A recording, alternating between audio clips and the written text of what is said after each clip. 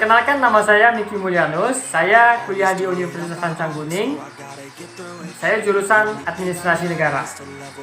Dalam kesempatan kali ini, saya akan menjelaskan hasil resume saya dari judul buku Perencanaan Pembangunan Daerah, Teori 4 Aplikasi, yang mana buku ini ditulis oleh Prof. Dr. Adi Kabul, Mahi, MS. Kemudian buku ini diterbitkan oleh Kencana. Semoga apa yang saya jelaskan nanti bagi teman-teman bermanfaat untuk kita semuanya. Sekian dan terima kasih. Adapun dalam pembahasan yang pertama, yaitu adalah definisi daripada perencanaan itu. Perencanaan adalah kegiatan masyarakat atau lembaga yang sungguh-sungguh untuk mengembangkan strategi yang optimal untuk mencapai serangkaian tujuan yang diinginkan. Pada pengertian yang sederhana, perencanaan adalah suatu cara rasional untuk mempersiapkan masa depan. Di sisi lain, perencanaan pada dasarnya adalah proses penentuan apa yang ingin dicapai di masa yang akan mendatang. Nah, kemudian kita masuk kepada jenis-jenis perencanaan. Jenis-jenis perencanaan memiliki 6 jenis. Yang pertama adalah perencanaan komprehensif, yang berarti perencanaan yang dilakukan itu menyeluruh. Kemudian ada perencanaan induk yang ditetapkan pada perencanaan kompleks bagian atau kota baru secara fisik. Kemudian yang ketiga itu adalah perencanaan strategi, memfokuskan kepada bagaimana efisiensi pada tujuan yang spesifik. Nah, kemudian yang keempat, perencanaan equity, secara progresif mempromosikan kepentingan umum bersama yang lebih besar, tidak hanya kepentingan satu kelompok saja. Kemudian yang kelima, perencanaan advokasi, yang mana dapat mendorong pluralisme yang berkembang dengan cara mengadvokasi atau memberi hak suara kepada pihak-pihak yang tidak mampu menyuarakan aspirasinya. Nah, kemudian yang terakhir, yang keenam, itu adalah perencanaan inkremental, yang mana perencanaan yang memusatkan kepada kemampuan lembaga dan performa personalitasnya.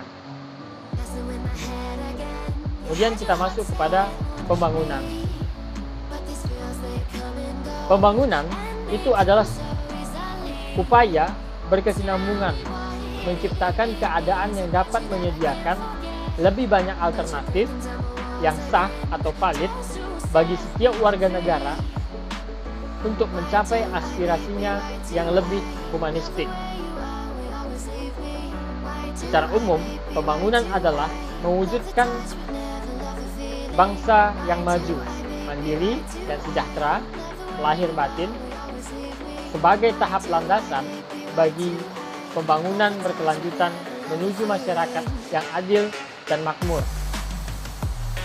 Kemudian kita lanjut kepada perencanaan pembangunan.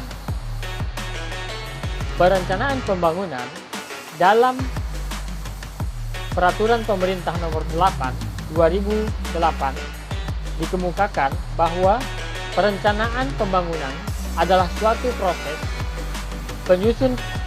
penyusunan terhadap tahapan-tahapan kegiatan yang melibatkan berbagai unsur pemangku kepentingan di dalamnya guna memanfaatkan dan mengalokasikan sumber daya yang ada dalam rangka meningkatkan kesejahteraan sosial dalam suatu ruang lingkup wilayah dalam jangka waktu tertentu.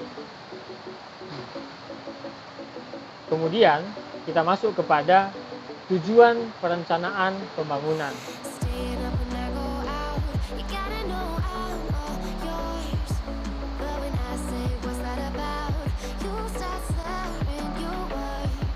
Tujuan rencana pembangunan.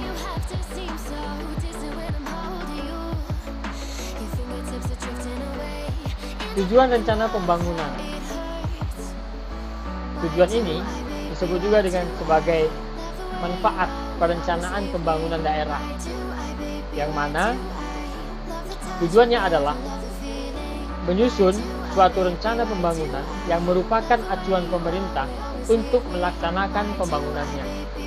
Dan manfaatnya yang diharapkan adalah terjadinya peningkatan kualitas atau taraf hidup masyarakat sehingga menikmati kehidupan yang lebih baik dari sebelumnya dan daerah dapat berkembang secara cepat dan berkelanjutan.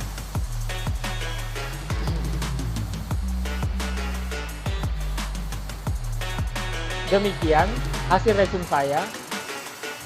Semoga apa yang saya paparkan menjadi manfaat bagi kita semua. Lebih dan kurang saya ucapkan terima kasih.